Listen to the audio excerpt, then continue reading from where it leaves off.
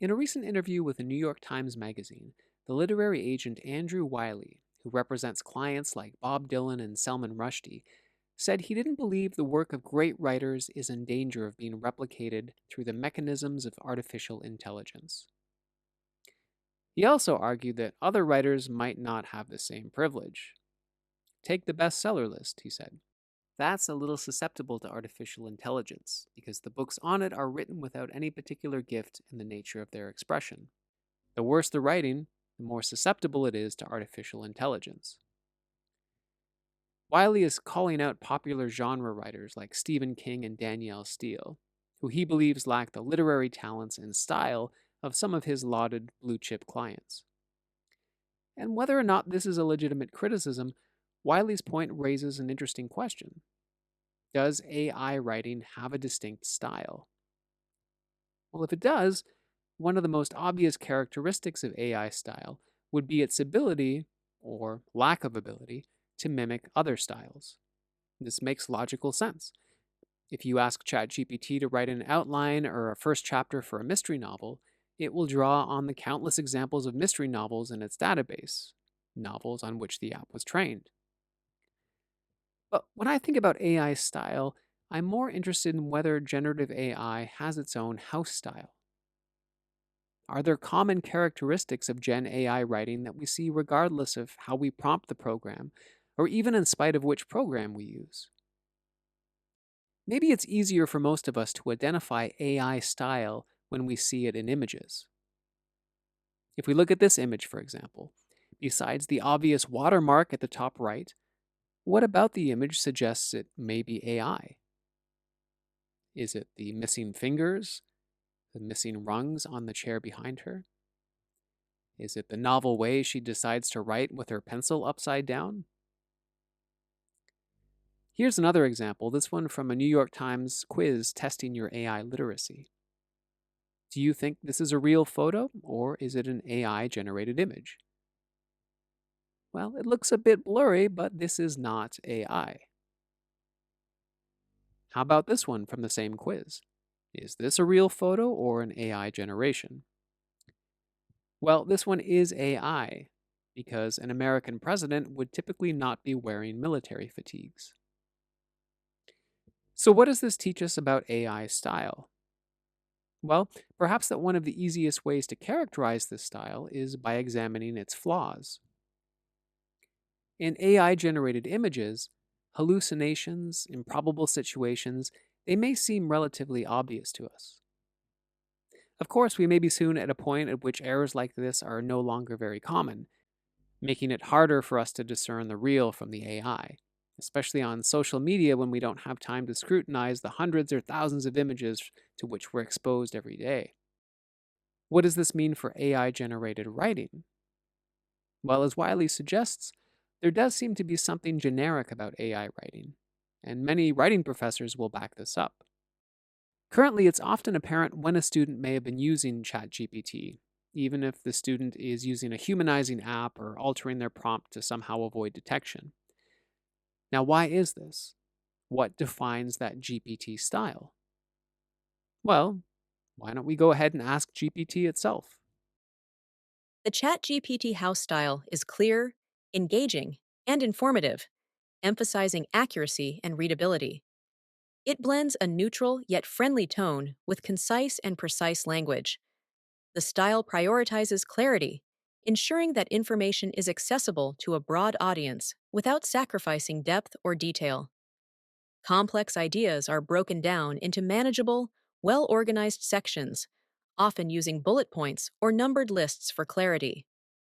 The language is inclusive and avoids jargon unless necessary, in which case, explanations are provided. The goal is to educate and inform while maintaining an approachable and conversational tone. Okay, so now you, gentle viewers, how would you describe this style? Do you find it engaging? Do you find it accessible?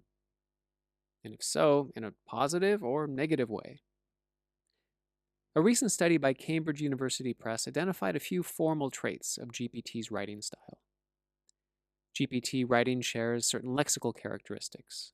That is, it tends to privilege certain words, Latinite vocabulary, transitional phrases.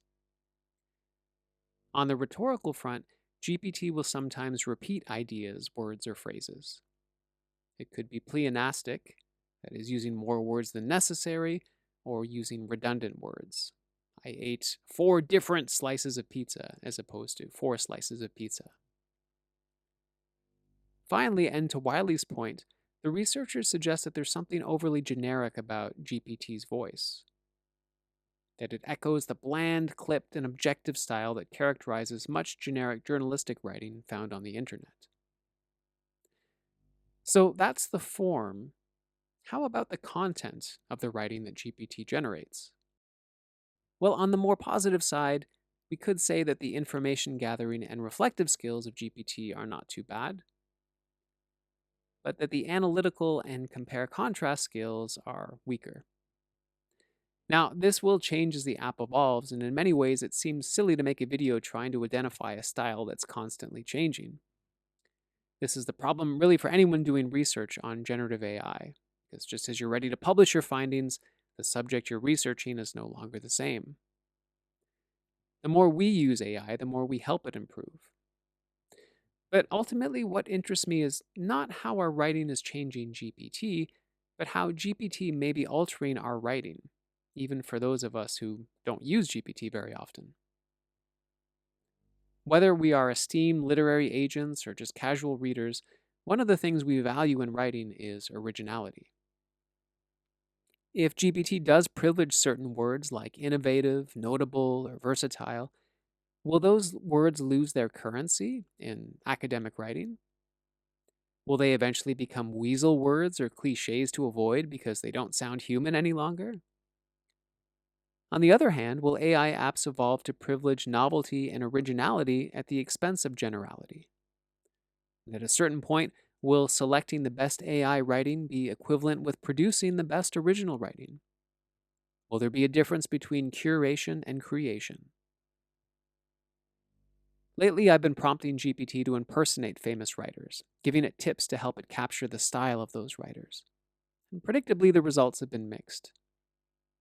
I have a lot of bad examples and never anything too outstanding, but I do want to end this video with a test. I'm going to give you 2 passages, one from a Nobel Prize winning author, the other from GPT prompted to write in that author's style. Now, can you tell which one is the AI? She sits in her usual ample armchair with piles of books and unopened magazines around her. She sips cautiously from the mug of weak herb tea, which is now her substitute for coffee. At one time, she thought that she could not live without coffee, but it turned out that it is really the warm, large mug she wants in her hands.